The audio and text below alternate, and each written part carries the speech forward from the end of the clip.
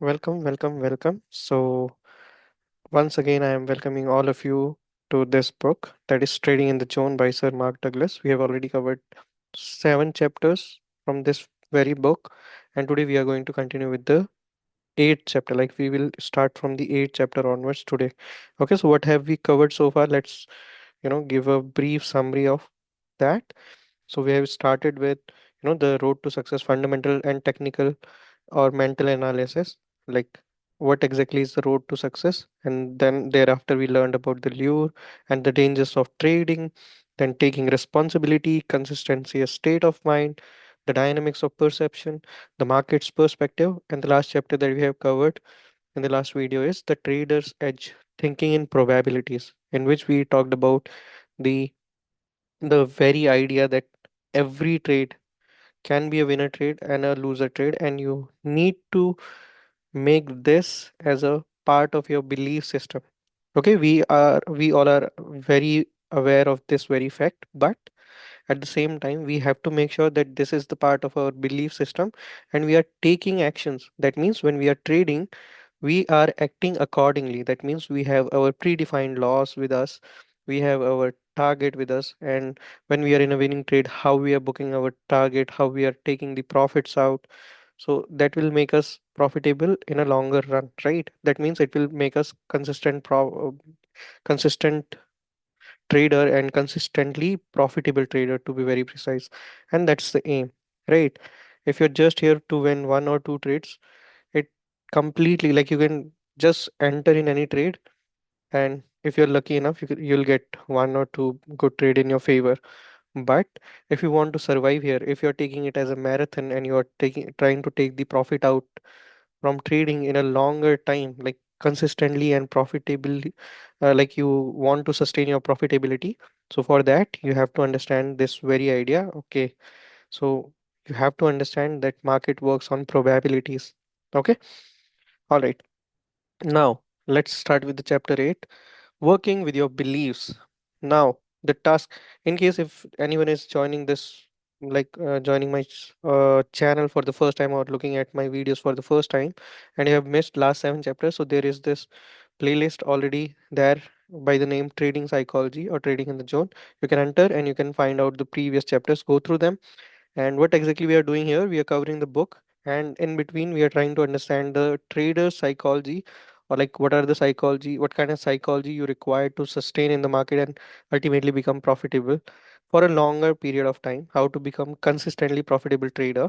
And also, in case if you are not into trading particularly, then also it is going to help you to understand yourself better and to take rather, you know, right actions in your life. So it is related to psychology as well.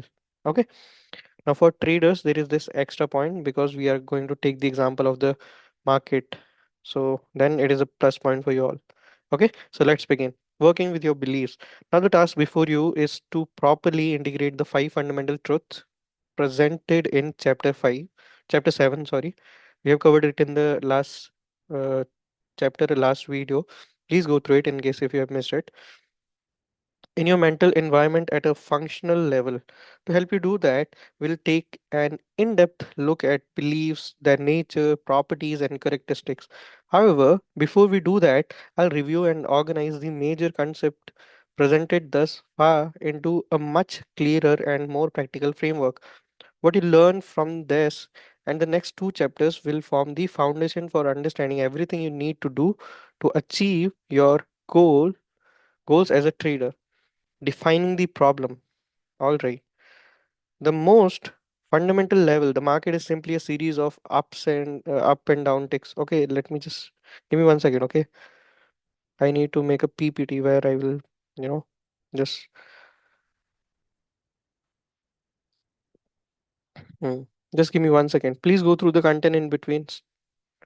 You can just read it, and if you want to skip this part, please skip for next 10 to 15 seconds, and we'll be right back into the content itself. Meanwhile, I'm just, you know creating a PPT where I can write down the short notes or write down the important, notes from this particular chapter. I do it in every video of mine. All right. Okay, let's begin. At the most fundamental level, the market is simply a series of up and down ticks that form patterns. Technical analysis defines these patterns as edges. Any particular pattern defined as an edge is simply an indication that there is a higher probability that the market will move in one direction over the other. However, there is a major mental paradox here because a pattern implies consistency or at least a consistent outcome. But the reality is each pattern is a unique occurrence. They may look or measure exactly the same from one occurrence to the next, but the similarities are the only on the surface. The underlying force behind each pattern is traders, and the traders who contribute to the formation of one pattern are always different from the traders who contribute to the next. So the outcome of each pattern is random related to one another. Our minds have an inherent design characteristics, the association mechanism that can make this paradox difficult to deal with. Now, these edges or the patterns they represent flow by in every time frame, making the market a never ending stream of opportunities to get in, get out, scratch a trade, take profit, cut losses, or add to or distract from position. In other words, from the market's perspective, each moment presented each one of us with opportunity to do something on our own behalf. Defining the terms, what prevents us from perceiving each now moment as an opportunity to do something for ourselves or to act appropriately, even when we do? Our fears. What is the source of our fears? We know it is not the market because, from the market's perspective, the up and down ticks and the patterns they create are neither positively or negatively charged. As a result, the up and down ticks themselves have no capacity to cause us to enter into any particular state of mind, negative or positive, lose our objectivity, make errors, or take us out of the opportunity flow. If it's not the market that causes us to experience a negatively charged state of mind, then what does cause it? The way we define and interpret the information we perceive. So that is the core reason to, you know, take out the positive or negative energy out of the market. All right. If that's the case, then what determines what we perceive and how we define and interpret that information, what we believe or what we assume to be true? All right. So now we are understanding it in layer, right?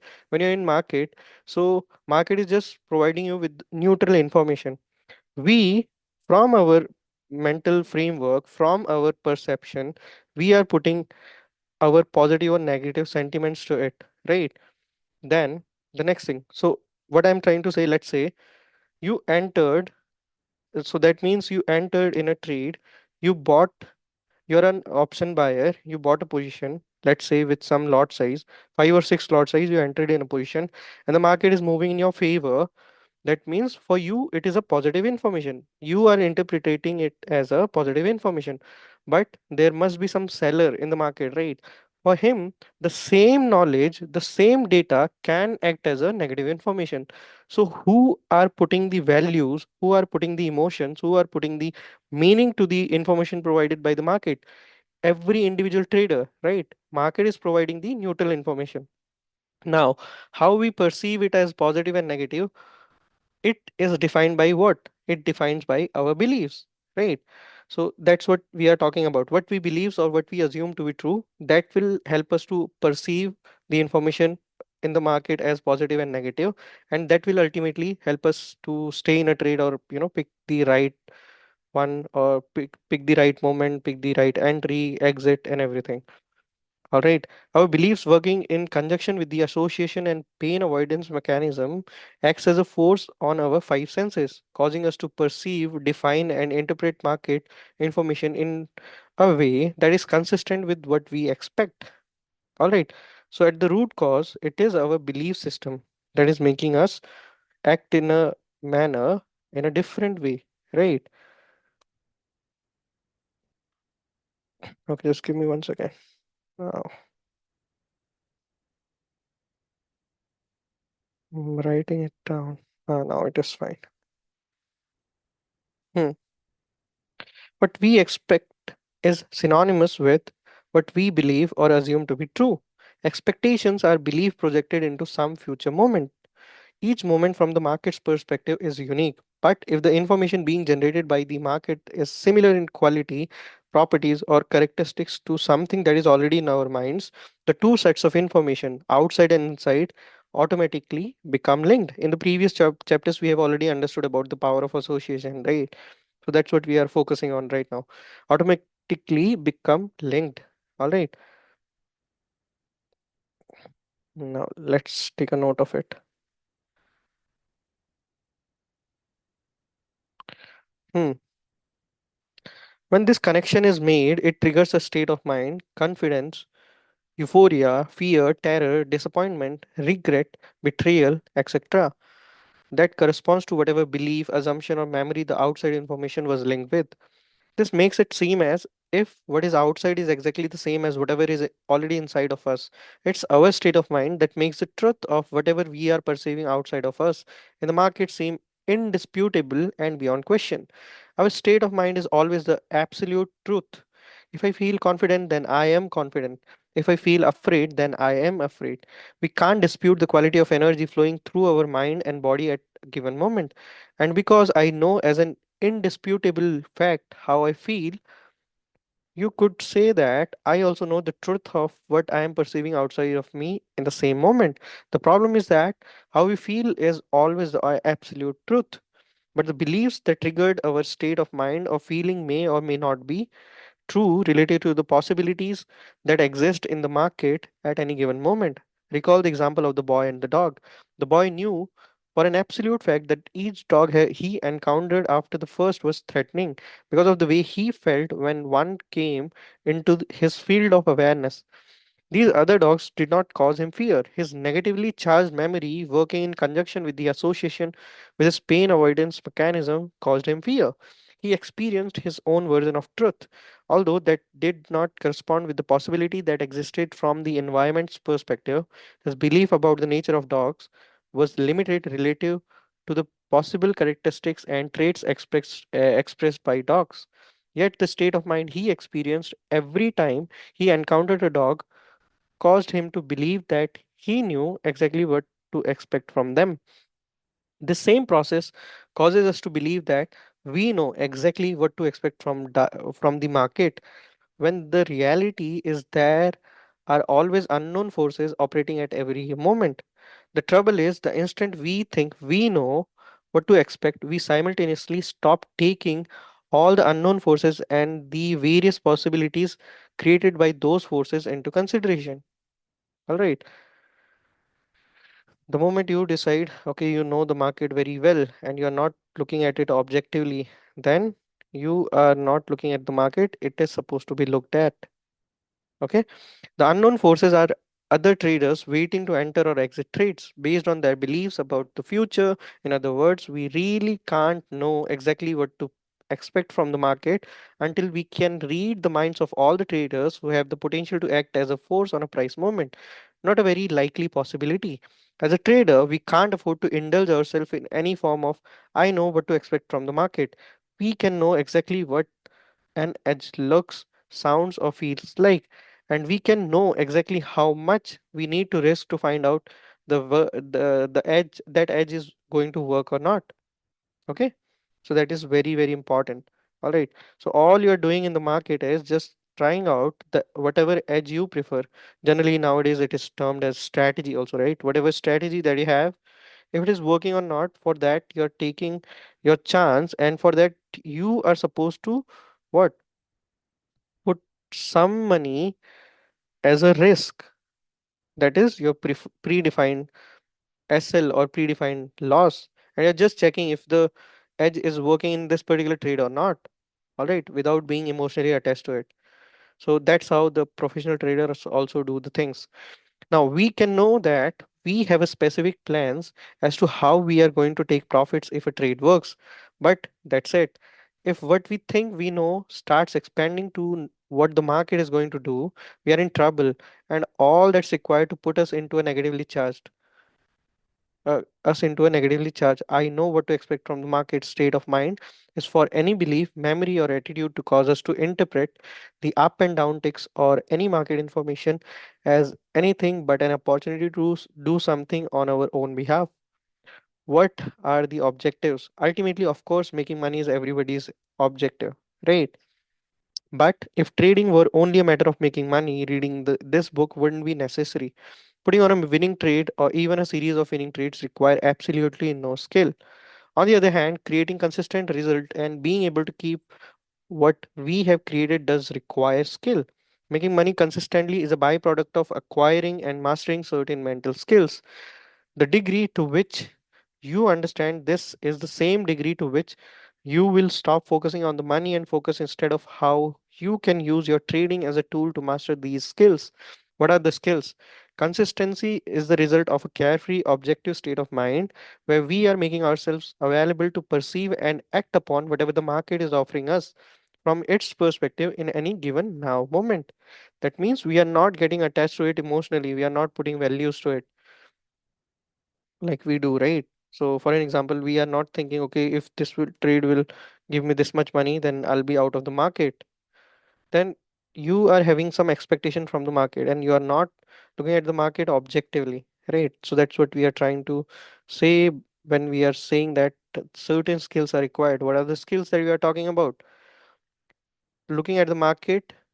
Consistency is the result of carefree, objective state of mind where we are making ourselves available to perceive and act upon whatever the market is offering us. Okay, we are not trying to make something up on my own, on our own, right? Rather than that, we are looking at the market objectively and we are in the now moment and we are acting accordingly, right?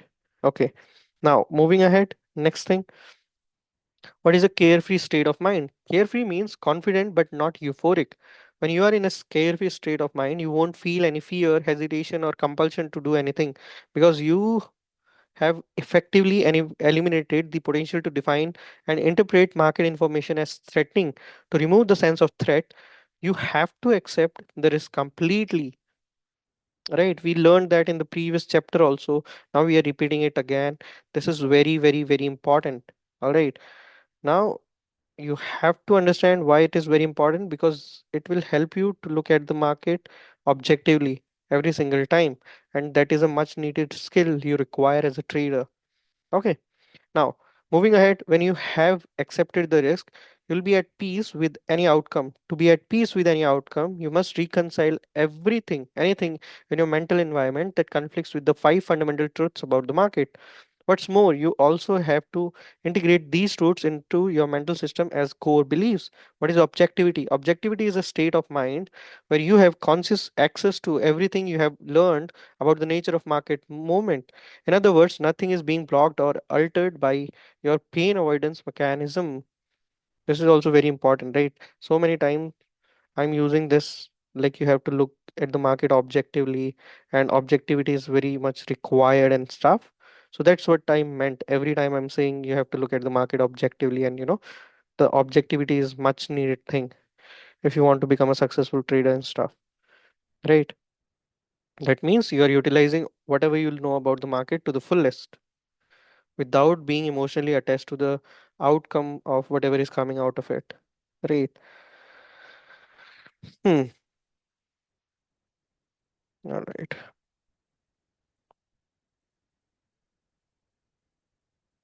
Now let's move forward. What does it mean to make yourself available? Making yourself available means trading from the perspective that you have nothing to prove. You aren't trying to win or to avoid losing. You aren't trying to get your money back or to take revenge on the market from the market. In other words, you come to the market with no agenda other than to let it unfold in any way that it chooses and to be in the best state of mind to recognize and take advantage of the opportunities it makes available to you. What is the now moment? Trading in the now moment means that there is no potential to associate any opportunity to, opportunity to get into, get out of, add to, or detect from a trade with the past experience that already exists in your mental environment. How the fundamental truths relate to the skills. Anything can happen. Now, in case if you missed the last chapter, Please go through it to understand it in deeper manner. But here is the quick summary. What are the five fundamental truths that we are talking about and why they are very, very important, right? So the first one is anything can happen. Why? Because there are always unknown forces operating in every market at every moment. It takes only one trader somewhere in the world to negate the positive outcome of your edge. That's all. Only one, regardless of how much time, effort, or money you have invested in your analysis. From the market's perspective, there are no expectations. No, there are no exceptions to this truth. Any expectation that may exist in your mind will be a source of conflict and potentially cause you to perceive market information as threatening. You don't need to know what is going to happen next in order to make money. Why? Because there is a random distribution between wins and losses for any given set of variables that define an edge. See number three. In other words, based on the past performance of your edge, you may know out of the next 20 trades, 12 will be winners and 8 will be losers. What you don't know is the sequence of wins and losses or how much money the market is going to make available on the winning trades. This truth makes trading a probability or numbers game, right? So that means when you check your edge. So we are already covering another series over here in which I'm talking about back testing. Why back testing a strategy is very much needed. So that's what they are also talking about. So in case if you check your edge or strategy, you have already worked on it. That means you know out of next 20 trades as per the risk to reward ratio and the win probability, like its efficiency is 12 out of 20 trades are going to be a winner and 8 are going to be a loser. But which one will be a winner, which one will be a loser, you don't know, right? And how much money a particular trade will give, that also you don't know. Right. So that's why it is making it like trading a probability or numbers game. When you really believe that trading is simply a probability game, concepts like right or wrong or win and lose no longer have the same significance. As a result, your expectation will be in harmony with the possibilities. Keep in mind that nothing has more potential to cause emotional discord than our unfulfilled expectations. Emotional pain is the universal response when the outside world expresses itself in a way that doesn't reflect what we expect or believe to be true. As a result, any market information that does not confirm our expectation is automatically defined and interpreted as threatening, right? And then we are losing the now moment, and then we are going ahead with the fear, and we are not being objectively, we are not choosing objectivity. All right, now moving ahead. Hmm. The interpretations cause us to adopt a negatively charged defense state of mind where we end up creating the very experience we are trying to avoid. That means taking the losses. Market information is only threatening if you are expecting the market to do something for you. Otherwise, if you don't expect the market to make you right, you have no reason to be afraid of being wrong. If you don't expect the market to make you a winner, you have no reason to be afraid of losing. If you don't expect the market to keep going in your direction indefinitely, definitely, hmm, there is no reason to leave money on the table. Finally, if you don't expect to be able to take advantage of every opportunity because you perceived it and it presented itself, you have no reason to be afraid of missing out.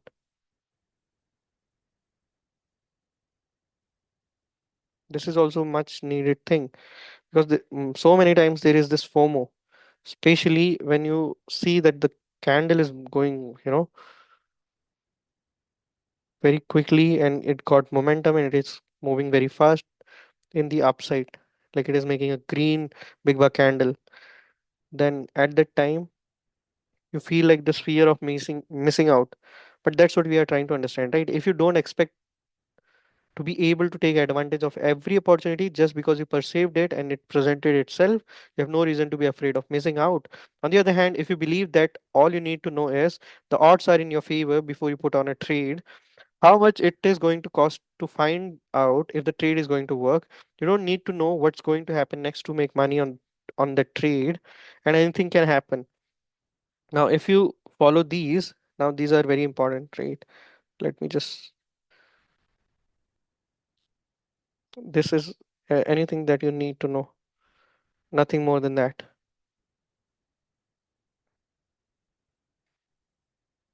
Okay, I'm just adding it here, right here. All right, just give me a moment.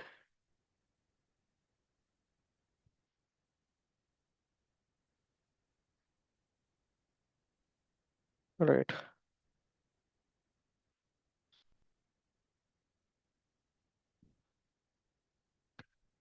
let's go through these points once again. The odds are in your favor before you put on a trade. That means you have an edge. You have an edge. You have a strategy. How much it's going to cost to find out if the trade is going to work. That means you have a predefined loss or predefined SL. You don't need to know what's going to happen next to make money on the trade, and anything can happen. Then how can the market make you wrong? What information could the market generate about itself that would cause your pain avoidance mechanism to kick in so that you exclude that information from your awareness? None that I can think of. If you believe that anything can happen and that you don't need to know what is going to happen next to make money, then you'll always be right. Right? You're not getting emotionally attached to the trades, every individual trade that you're entering in. You understand the probability and you are checking if your edge is working fine or not in this particular trader. Right? Your expectations will always be in harmony with the condition as they exist from the market's perspective, effectively neutralizing your potential to experience emotional pain.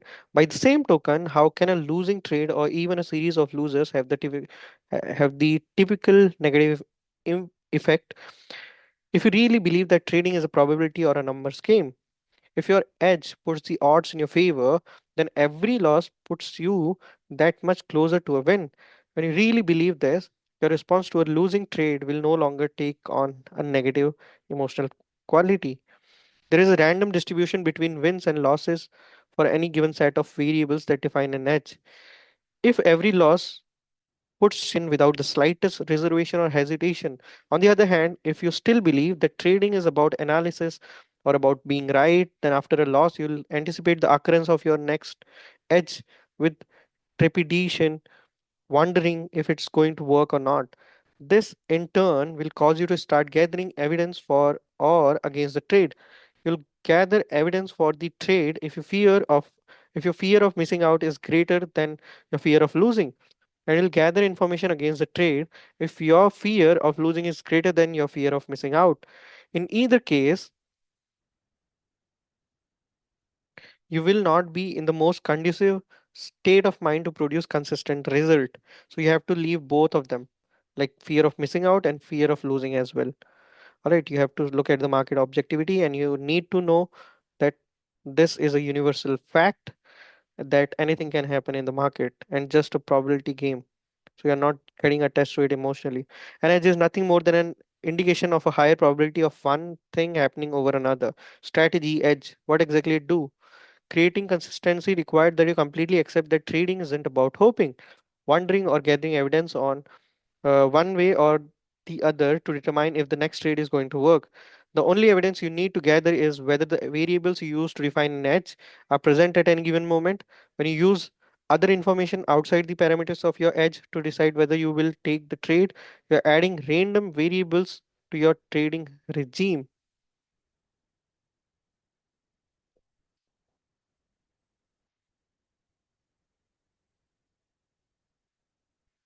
Now it is like if you'll keep on doing it, it is not good on a longer run. Adding random variables make it extremely difficult, if not impossible, to determine what works and what doesn't. If you are never certain about the viability of your edge, you won't feel too confident about it. To whatever degree you lack confidence, you'll experience fear. The irony is, you'll be afraid of random, inconsistent results without realizing that your random, inconsistent approach is creating exactly what you are afraid of. On the other hand, if you believe that an edge is a simply higher probability of anything, like one thing happening over another, and there is a random distribution between wins and losses for any given set of variables that define an edge, why would you gather other evidence for or against a trade? To a trader operating out of these two beliefs, gathering other evidences wouldn't make any sense. Or let me put it in this way: gathering other evidence makes about as much sense as trying to determine whether the next flip of a coin will be heads. After the last 10 flips, came up tails. Regardless of what evidence you find to support heads coming up, there is still a 50-50% chance that the next flip will comes up as tails. By the same token, regardless of how much evidence you gather to support acting or not acting on a trade, it will only takes one trader somewhere in the world to negate the validity of any, if not all, of your evidence. The point is, why bother? If the market is offering you a legitimate edge, determine the risk and take the trade.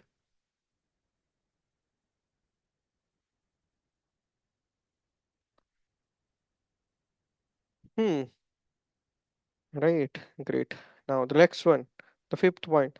Every moment in the market is unique. Take a moment and think about the concept of uniqueness. Unique means not like anything else that exists or has ever existed. As much as we have understand the concept of uniqueness, our minds don't deal with it very well on a practical level. As we have already discussed, our minds are hardwired to automatically associate without conscious awareness anything in the exterior environment that is similar to anything that is already inside of us in the form of memory, belief, or attitude. This create an inherent contradiction between the way we naturally think about the word and the way the word exists. No two moments in the external environment will ever exactly duplicate themselves. To do so, every atom or every molecule would have to be in the exact same position they were in some previous moment. Not a very likely possibility. Yet, based on the way our minds are designed to process information, we'll experience the now moment in the environment as being exactly the same as some previous moment as it exists inside our minds. If each moment is like no other, then there is nothing at the level of your rational experience that can tell you for sure that you know what will happen next. So I'll say again, why bother trying to know? When you try to know, you are in essence trying to be right. I'm not implying here that you can't predict what the market will do next and be right, because you most certainly can. It's in the trying that you run into all of the problems. If you believe that you correctly predicted the market once, you'll naturally try to do it again. As a result, your mind will automatically start scanning the market for the same pattern, circumstance, or situation that existed the last time you correctly predicted its movement. When you find it, your state of mind will make it seem as if everything is exactly as it was the last time. The problem is that from the market's perspective, it is not the same. As a result, you are setting yourself up for disappointment. What separates the best trader from all the rest is that they have trained their minds to believe in the uniqueness of each moment. Although this training usually takes the form of losing several fortunes before they really believe the concept of uniqueness. Right, very important.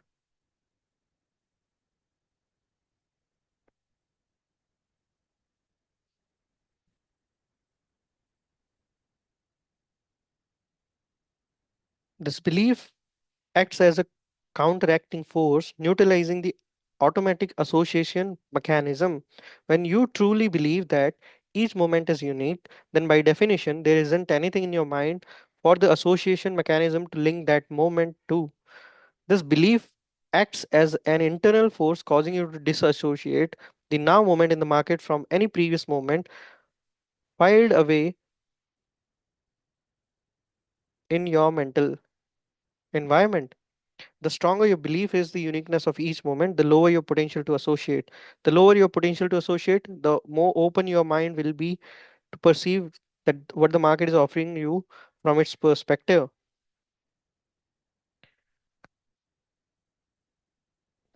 Right, very important. Moving toward the zone. When you completely accept the psychological realities of the market, you will correspondingly accept the risk of trading. When you accept the risk of trading, you eliminate the potential to define market information in painful ways. When you stop defining and interpreting interpreting market information in painful ways, there is nothing for your mind to avoid, nothing to protect against. When there's nothing to protect against, you'll have access to all that you know about the nature of the market movement. Nothing will get blocked, which means you'll perceive all the possibility you have learned about objectively. And since your mind is open to a true exchange of energy, you'll quite naturally start discovering other possibilities, edges that you formerly couldn't perceive. For your mind to be open to a true exchange of energy, you can't be in a state of knowing or believing that you already know what's going to happen next. Right. So first thing that you have to get also out of your mind is that you know everything. That kills the very idea of probability, like the in the moment zone, and also it kills the very idea of that the market is very uncertain. When you are at peace with not knowing what's going to happen next, you can interact with the market from a perspective where you will be making yourself available to let the market tell you from its perspective what is likely to happen next. At that point you will be in the best state of mind to spontaneously enter the zone where you are tapped into the now moment opportunity flow. All right, great. So by this we are coming to the end of chapter 8, and from the okay, from next class onwards, we'll cover this like chapter 9, the nature of beliefs. Okay. So basically, today, what we more or less focused on is believing the very idea that market is uncertain and making it a part of our belief system, because it is the solution to a lot of problems that we have to cater because of, you know, we think that we know all about the market and we kill this very idea that market is uncertain. Then we try to rule the market in one way or another, but that's not how it exactly works. It works in its own pace. So make it a part of your belief system that market is uncertain, anything can happen in the market, all you have is an edge, and on the basis of that edge you're going to enter in a trade with a certain amount as a risk in that trade. If that risk is taken, okay, that is fine. If you'll win, that is also fine. In both the cases, you have to be stoic. Okay, so that's how it is supposed to be done. So by this, we are coming to the end. In case you have come so far and you have learned something out of it, please let me know in the comment. If there is any doubts, anything that you want to add, any suggestions, anything, then also you can tell me it in the comment section, and we'll meet next time. Till then, stay healthy, stay safe, and please go through it once again to get a clearer idea about it. Okay, so thank you so much, universe. Thank you so much, Radharani ji. Peace out.